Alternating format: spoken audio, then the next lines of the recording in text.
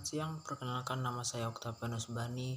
Hari ini saya akan mereview bab 2 Sejarah Perkembangan Ilmu Ekonomi, bagian B, Ekonomi menurut aliran non-klasik. 1. Mazhab non-klasik telah mengubah pandangan tentang ekonomi baik dalam teori maupun metodologi. Teori ini dinilai tidak lagi didasarkan pada nilai tenaga kerja atau biaya produksi, tetapi tetap beralih pada kepuasan marginal atau marginal utility. Pendekatan ini merupakan pendekatan yang baru dalam teori ekonomi. 2. Salah satu pendiri mazhab non-klasik yaitu Gosen. Dia memberikan sumbangan dalam pemikiran ekonomi yang kemudian disebut sebagai hukum Gosen 1 dan 2. Hukum Gosen 1 menjelaskan hubungan kualitas barang yang dikonsumsi dan tingkatan kepuasan yang diperoleh. Sedangkan hukum Gosen 2, bagaimana konsumen mengalokasikan pendapatnya untuk berbagai jenis barang yang diperlukan. Selain Gosen,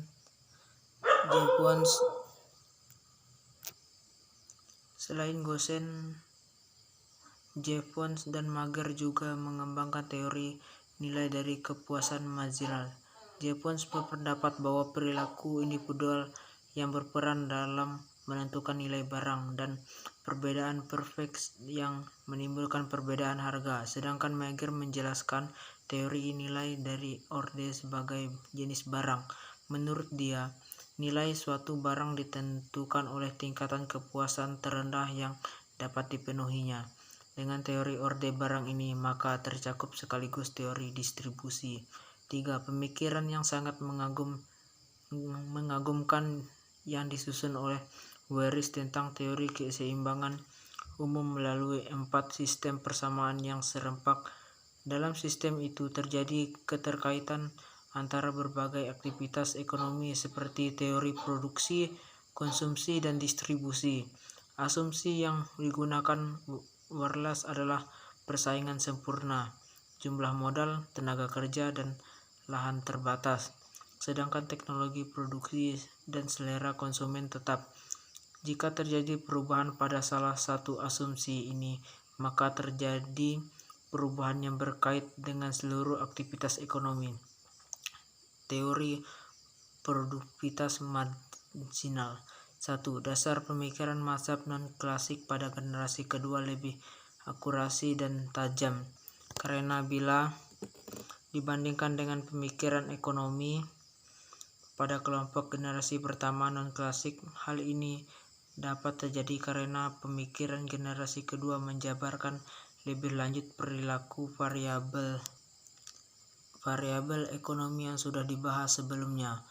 Lingkupan telah berkembang dari produksi, konsumsi, dan distribusi yang lebih umum beralih pada penjelasan yang lebih tajam. 2. Pertentangan pemikiran antara para ahli non-klasik seperti J.B. Clark dapat menjadi sumber inspirasi dari perkembangan ilmu ekonomi dan dalam menjelaskan teori distribusi fungsional ditafsirkan oleh J.B. Clark mempunyai nilai etik yang secara langsung membantah teori eksploitasi. Dengan teori produksi marginal, upah tenaga kerja, laba, serta lahan dan bunga diterapkan dalam objektivitas dan adil. Tetapi masalahnya, apakah setiap pekerja mendapat upah sama dengan PMT-nya?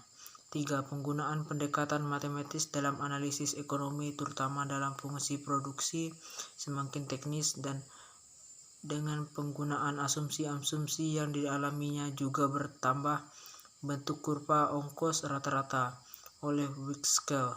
Hal ini merupakan sumbangan besar dalam sebenarnya pada fungsi produksi terjadi proses increasing rentals, dan pada saat kurva ongkos naik pada kurva produksi terjadi keadaan decreasing rentals.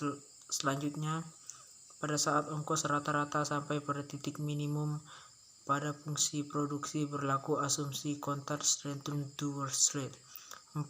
Pemikiran lain yang menjadi sumber kontroversial seperti pandangan Baum-Bauer telah menimbulkan kontroversi pula tentang hubungan antara modal dan bunga.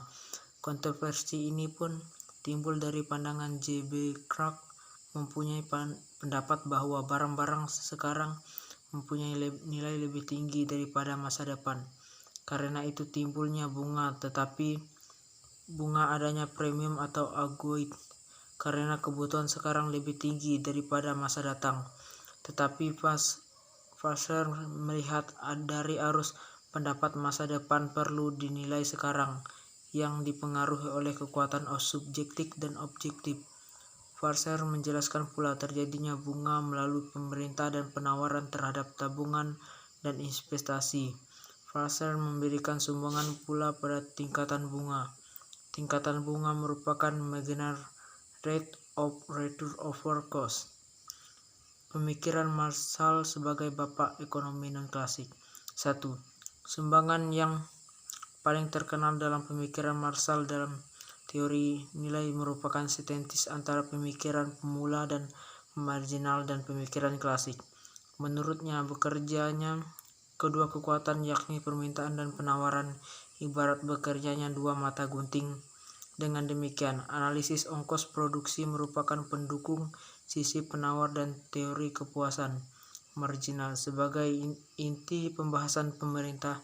Untuk memudahkan pembahasan keseimbangan parsial maka digunakan juga asumsi ceteris paribus, sedangkan untuk menghitung unsur waktu ke dalam analisisnya maka pasar diklasifikasikan ke dalam jangka sangat pendek, jangka pendek, dan jangka panjang. Dalam membahas kepuasan marginal terselip asumsi lain, yakni kepuasan marginal uang yang tetap. 2. Pemikiran Alfred Marshall mahir dalam menggunakan peralatan matematika ke dalam analisis ekonomi. Dia memahami bahwa untuk memudah pembaca maka catatan-catatan matematikanya diletakkan pada bagian catatan kaki dan pada lampiran bukunya. Pembahasan tentang kepuasan marginal telah mulai sebelum 1870, sebelum buku Jevons terbit. Tetapi karena orangnya sangat teliti dan modest, dia tidak mau cepat-cepat menerbitkan bukunya. 3. Dalam pembahasan sisi permintaan, Marshall telah menghitung koefisien barang yang diminta akibat terjadinya perubahan harga secara relatif. Nilai koefisien ini dapat sama dengan 1, lebih besar dan lebih kecil dari 1. Tetapi dua masalah yang belum mendapat penyelesaian dalam hal sisi permintaan yakni aspek barang-barang pengganti dan efek pendapat Robert Griffin telah dapat membantu penyelesaian berkaitan konsumsi dan pendapatan permintaan yang terhadap barang-barang, sehingga ditemukan Griffin paradoks peranan substitusi kemudian diselesaikan oleh Skurki. 4. Marshall menemukan skupul konsumen. Pengertian ini dikaitkan pula dengan welfare economics, bahwa konsumen keseluruhan mengeluarkan uang belanja lebih kecil daripada kemampuannya membeli. Jika itu terjadi, maka surplus konsumen selama pajak yang dikenakan pada konsumen lebih kecil daripada surplusnya itu, maka kesejahteraannya tidak menurun, tetapi pajak juga dapat digunakan untuk mensubsidi terutama bagi industri-industri yang struktur ongkosnya telah meningkat. Marshall menjelaskan pula mengapa kurva ongkos total rata-rata menurun dan meningkat. Hal ini berkaitan dengan faktor internal dan eksternal perusahaan atau industri.